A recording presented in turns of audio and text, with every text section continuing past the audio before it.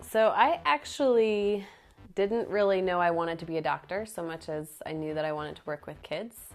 And so all growing up, I was always really wanting, I always loved being around little kids, always wanted to take care of them and play with them and work with them. And so at some point my mom suggested, well, maybe you could be a pediatrician. And I liked science, but it wasn't my favorite subject. I really liked reading and history, literature stuff a little bit better. So kind of kept it in mind, but I wasn't too sure, and went off to college, and I started off being pre-med and taking basic chemistry, and it just was not very exciting. Wasn't really my thing. So wasn't really sure if I was going to continue on the med school track. But that summer, I got an internship in Switzerland working at a hospital as a nurse's assistant, just doing really basic things like cleaning beds and feeding babies and holding them when they were crying. And it was actually, part of my language interest that got me over there was, through the German program. But that was my first real exposure to medicine, working in a hospital, and specifically pediatrics, and I just loved it. So that kind of gave me the impetus when I got back to actually push through all those basic science classes and know that what I wanted to do at the end was worth it.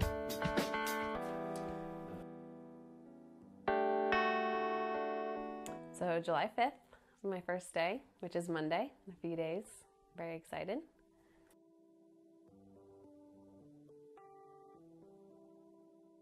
I grew up in Tempe, Arizona. My parents both work at Arizona State University. And when I was, I think maybe 9 or 10, my parents bought a cabin near Flagstaff. So we would spend a lot of our weekends and holidays and summer up there. So kind of going back and forth. And so in a way, Bend reminds me of that, which is nice. It's kind of nice to be back to the desert.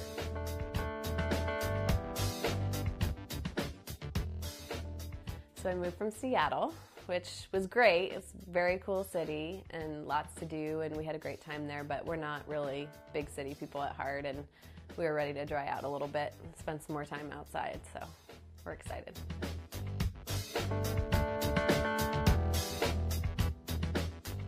At Seattle Children's Hospital, which is a great hospital. I had a wonderful training there, great time, great teachers, wonderful colleagues. I wouldn't change anything.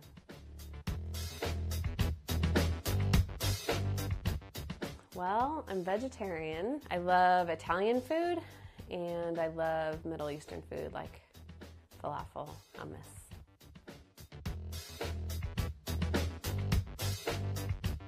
We went to Italy for 10 days, just the two of us, which was a wonderful, wonderful time. We flew into, we flew into Florence, started in Florence, worked our way through Tuscany, and then flew out of Bologna. And just had a wonderful time staying in all these little towns. We had a rental car, so we could get lost on little tiny roads and drink good wine and eat amazing food.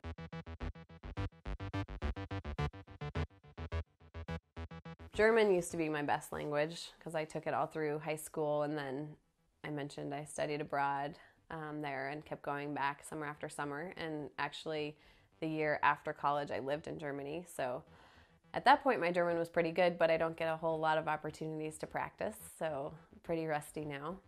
And then I took Italian in college for a few years, so that too was decent at that point, but I would need a little bit of practice here to get good again.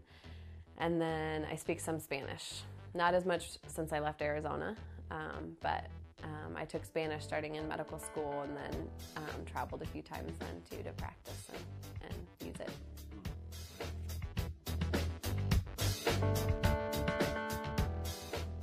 I like to be outside. I like to hike. I used to ride my bike, although I sort of gave it up in Seattle because I'm kind of a fair weather cyclist. I like it to be comfortable and fun and not hilly and rainy and cold. So hopefully I'll get back into that in Bend.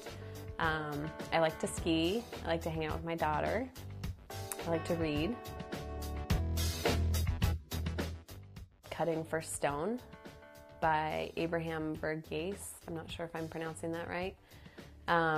He is born and raised in Ethiopia of Indian parents, and he immigrated to the United States and is a physician, and had written a couple of nonfiction books about his experience first as a foreign physician, and then in just specific things about being a physician, basically. But this is his first novel, and takes place in Ethiopia, also with several families who actually originally came from India. So I assume he took some of his background for it. But just an amazing, amazing book. There's a lot of medical stuff in it too, but it's the best novel I've read in a long, long time. What was that? I've been giving it to everybody ever since I read it.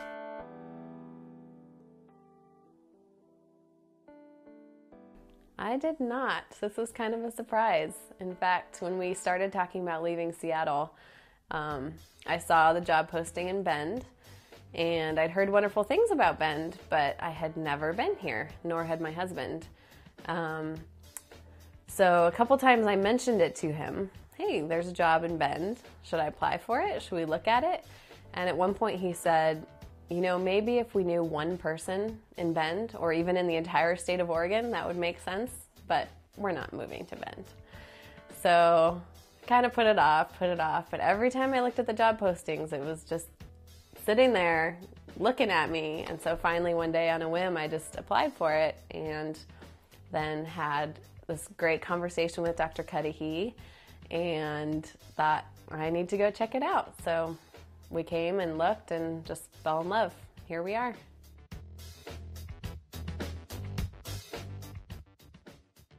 I feel like I'm a totally different doctor since having Nika than I was before.